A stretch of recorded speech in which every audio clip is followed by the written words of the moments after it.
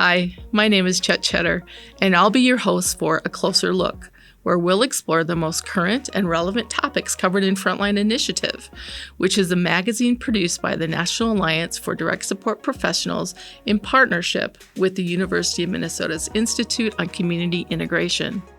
If you're wondering what Frontline Initiative is all about, it's about the work that direct support professionals do on a day-to-day basis as they support people with intellectual and developmental disabilities. I'll be talking to authors and taking a closer look at current practices, tools, and resources. So buckle up and let's hear what the authors have to say. Hi, everybody. So glad that you can join us today. I have two very special people with me. First of all is my co-editor with Frontline Initiative, Dr. Julie Cramey is joining me. Chet, I am so pumped to be here and do this together. We've gotten to do some great things with Frontline Initiative, and this is my first Closer Look podcast. And I know you're just going to nail it. I know you are. We'll definitely laugh. No doubt about that. We also have a really awesome guest with us, Mr. Nick Smith, a DSP from Philadelphia, Pennsylvania. Good morning, everybody. I'm so glad to be here. Excited? We can't believe you're here. It's so amazing. We invited Nick here today because he was a contributor for Frontline Initiative in our 2023 issue on DSPs using the NADSP Code of Ethics. And he had a video, if you haven't watched that yet, you'll really want to, where he talks about really supporting people on self-determination and seeing the possibilities in their lives. So Nick, so tickled to have you here today. Would you go ahead and tell us a little bit about yourself? Thank you. Well, guys, my name is Nicholas Smith. I am from Philadelphia, PA. I work at a wonderful company, Spin Special People in Northeast. I've been in the field for over 25 years, but I've been with Spin for 17 years, great years. I am happy and honored to be here, to talk and to just go deep into about my journey, which involves everybody, until where I'm at now. Tell us a little bit about, you've probably supported a breadth of people over the 17 years that you've worked at Spin. Maybe things have looked differently in the ways that you've provided support over that time. Where have you provided support? And tell us a little bit about what that looks like in terms of your day-to-day activities. So over my years at Spin, I'm in what they call a BHA, Behavioral Health Arrangement. So just a little bit more challenging behaviors, though, dual diagnosed. So if I've been lucky and privileged to be, I worked at our CLAs, our traditional homes, and so I've been privileged to work in all sorts of different various ways at Spin. What it looks like is we go, you come in and it's we have a saying at Spin, a life of possibilities. And what does that look like? That looks like, it can look like a wonderful day at a museum to a day where we're just having a talk about or just talking about what issues are or just how somebody's feeling. It's younger Nick, it's all about training. We have a phenomenal training department. We have a professional learning development. So we're constantly training. I mean, you get to a certain point that you have to have guidelines and training to make sure that we have scenarios. We do scenario based. How things might look, how things can go, how things might not go. But here's the part that we have. I'm not by myself. So we have a system where, if I run into something, I have somebody I call. I have protocols. So we have a team based with things, so it's not just me making a decision and because I wanted to. It is a team effort, so we try to build, a day, a week, or, of that, no matter what, so. So Spin invests in you. Yes, definitely. And invests in you building teams so that you can help support each other as you're providing direct support. and helping to handle the situations that come up in the days that you're working with people. That's remarkable. Julie, you had mentioned kind of thinking about what has changed. I mean, 17 years, not only in the types of services and supports that we're providing for people, but your technique or your ability to kind of go with the flow, because you've shared with me in a previous conversation that you're able to kind of work in any of the homes or the places that people need support across your company. But when you first started, you probably got trained in one place that you could work, and your skill level was very different than what it is now. Yeah. So we'd love to be able to kind of talk with kind of those newer direct support professionals about how do you get there, because it must be really overwhelming, because the job of a DSP is so complex, right? We're not just helping people with making a meal or making sure they get their meds. We're making sure that they're able to live their life the way they want to, right? What would you say to a young professional who's just starting, about kind of giving themselves some grace to learn how to be kind of that really skilled DSP as you are? Yeah, that's an awesome question. So, if you can picture 20-year-old Nick was definitely not 47-year-old Nick right now. So, I think with a new DSP, myself training. So you go through. We have like I said, we have a wonderful training. 3 weeks. I believe it's 3 weeks. 3 weeks. Where you're learning about the different aspects of your job. So coming fresh into a house, you get a new DSP who's just, this is what meds are at this time. We're going to do that, Now, where do we build the person into that, So, when I'm talking to somebody new, fresh into the field like that, I like that, when, a new, bright eye, maybe they worked at a grocery store before, maybe they've never been into, so they're open, they're open, ready, eager to listen. And how it looks sometimes is like, okay, Nick, what if they don't want to take their meds? No problem. And then... Yeah, but the rules say I need to make sure they get their meds. That's what I was taught in orientation. So, and what we're going to do, we're going to, we have an hour before, we have an hour after. So we're going to go ahead and let somebody know, the on-call know, or a supervisor know that they might be trying to refuse their meds though. And we're going to work and see how it goes. So maybe I might not be the one. Maybe it might take a phone call from Johnny. Hey, buddy, like this. So we have to get creative, though. It's about getting creative, though, and we have to see what's going on. Does the person have a stomachache? Yeah, it could be the person's just not ready for them right now. Not ready for them, and it's happened many times, okay, that's fine. And then right at 2 minutes before, I think I'll take my meds. No problem. But if you follow protocol and you make sure that you call and let somebody know, you don't have, for us, you don't have to feel like you're on the island. There's no island base where, I don't know what to do. I better do this like that. I'm going, you need to, there's no power. As soon as you start that power struggle, you're going to lose the battle. Oh, no, I'm definitely not taking them. I'm not taking them today or tomorrow.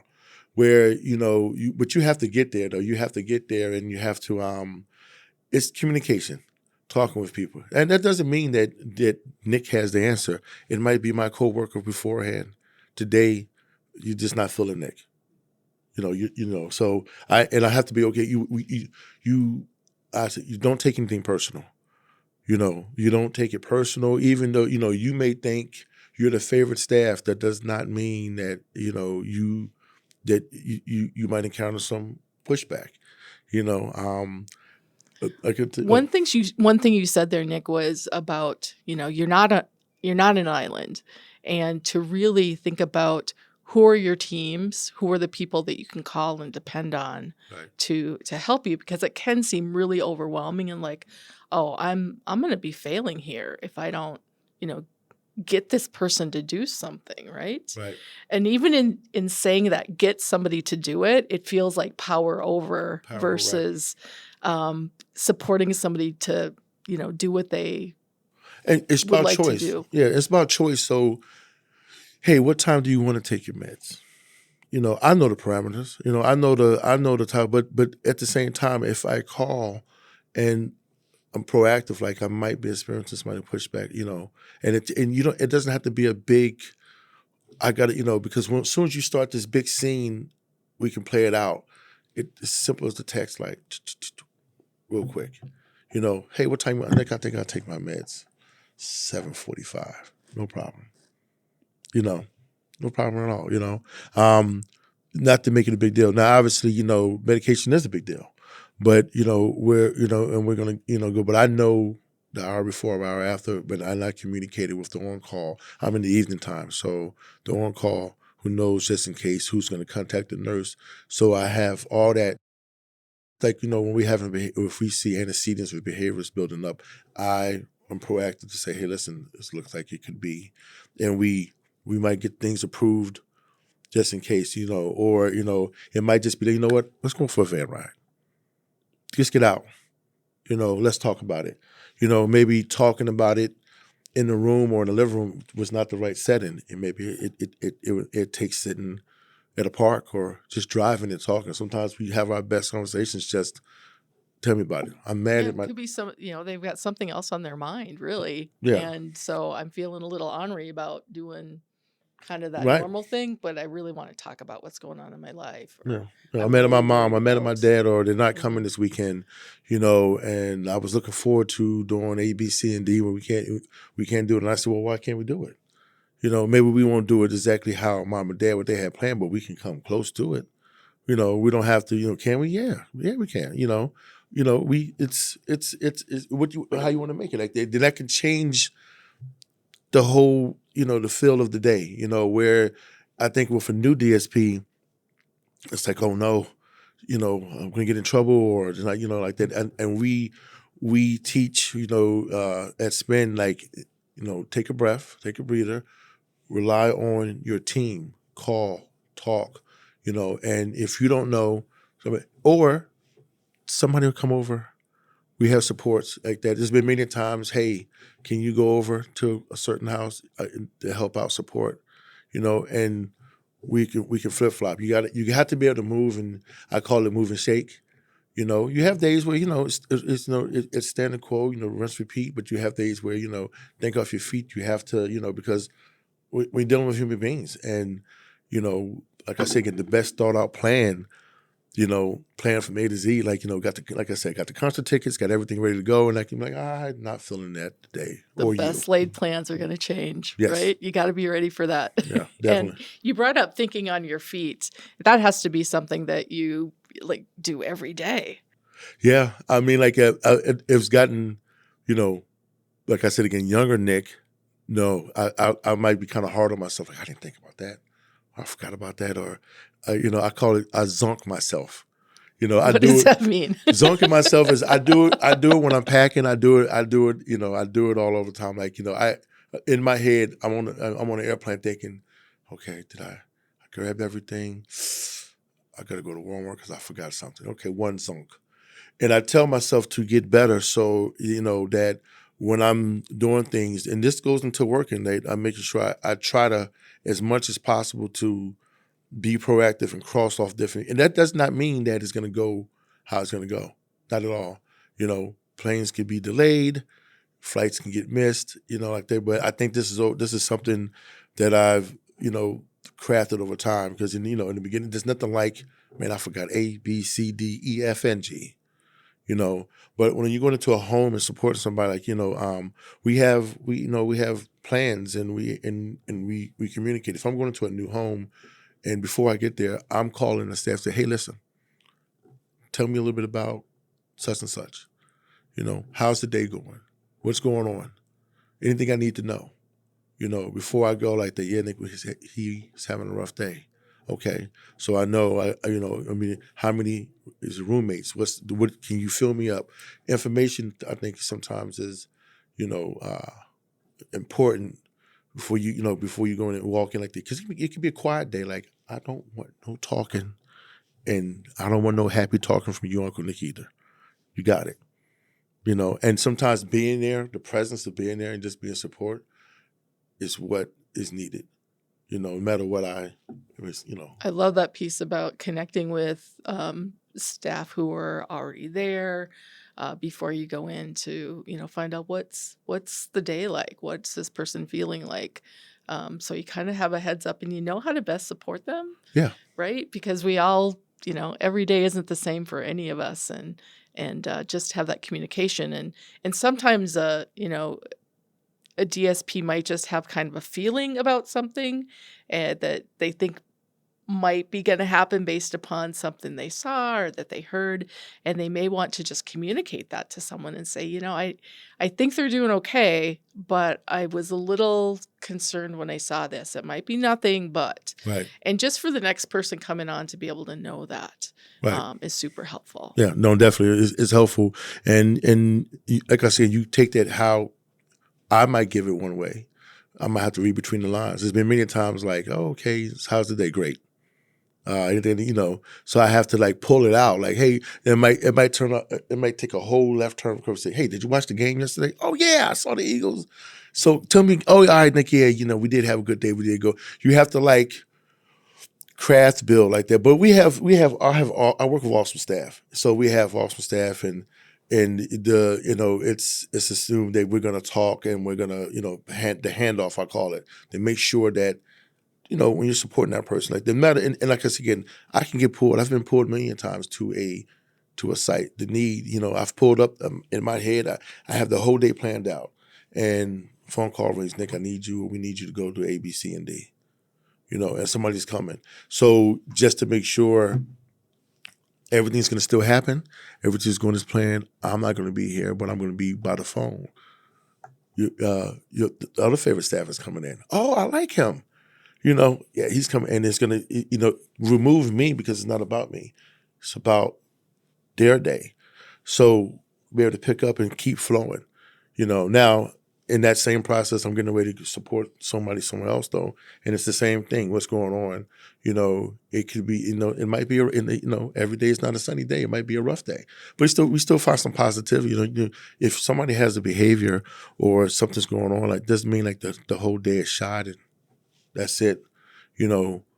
There's grace though, and maybe between 4 and 7 didn't look too good, but 8 and 9, hey, listen, you still want to go grab a coffee? Can I? Sure, we can grab a coffee. You're not mad? No, I'm not mad. Oh, we're gonna grab a coffee. I want a coffee too. You want to get coffee?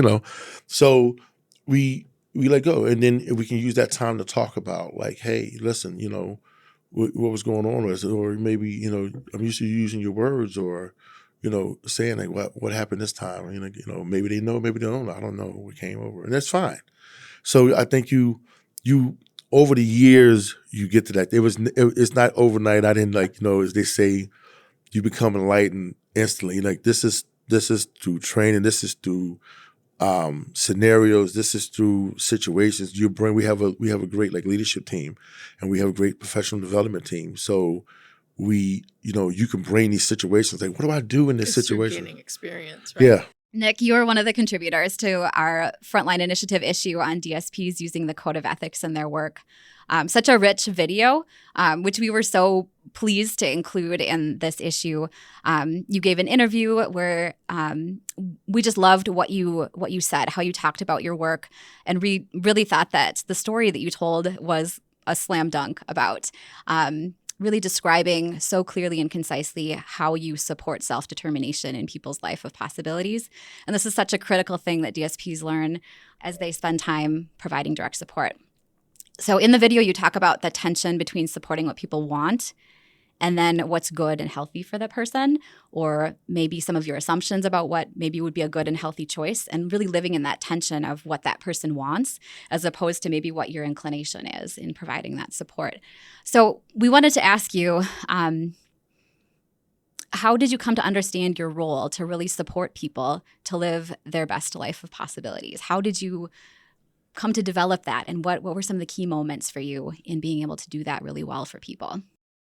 That is over time, like I said, training, time, scenarios, failing, me thinking what I thought was best, and I know better, and this is what, totally going left, So we have to get there. So for instance, like somebody wants to order Chinese, and Chinese is Chinese. It's better, but your typical standard quo, and they might have to. We might be either watching weight or might have, not food restrictions, but just to make sure that they're not overeating or just generally not healthy, right? So how do we maneuver through that though? So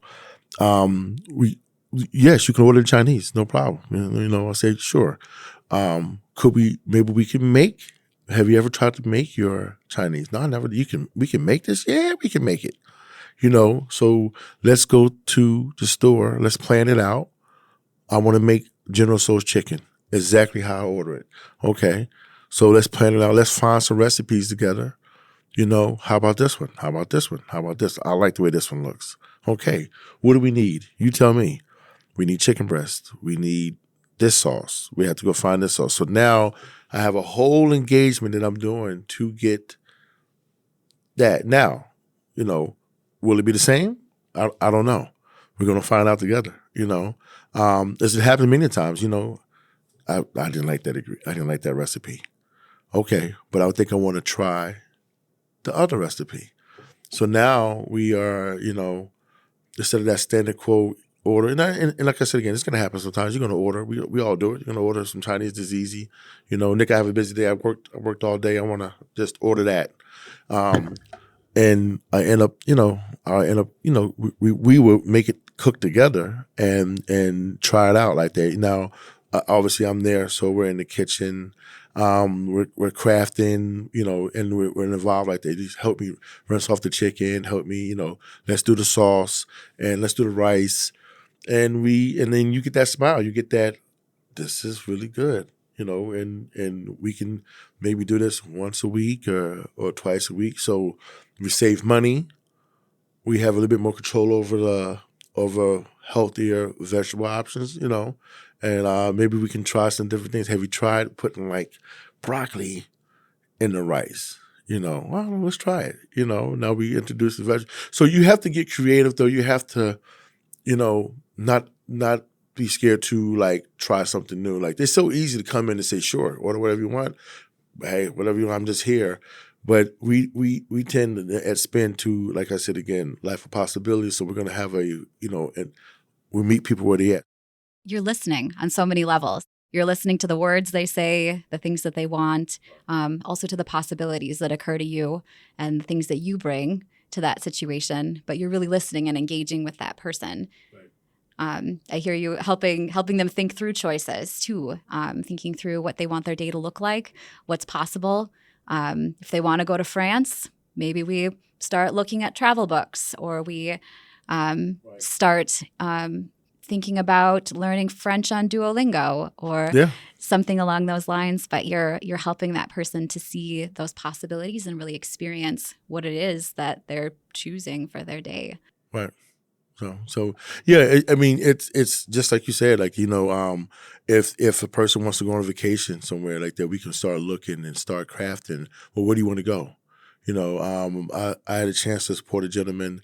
He's never been to the shore. He's never been to the beach, never been to the shore. He's seen it on YouTube and heard about it, but he's never actually had put his own feet into the sand and to something so, in Philly.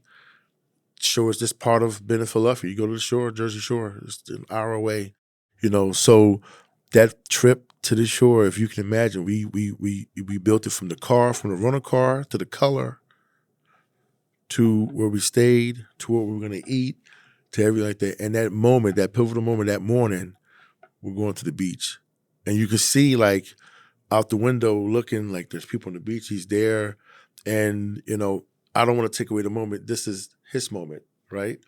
And the moment that we walked on that sand, just stood there. Can we run? Sure, we can run.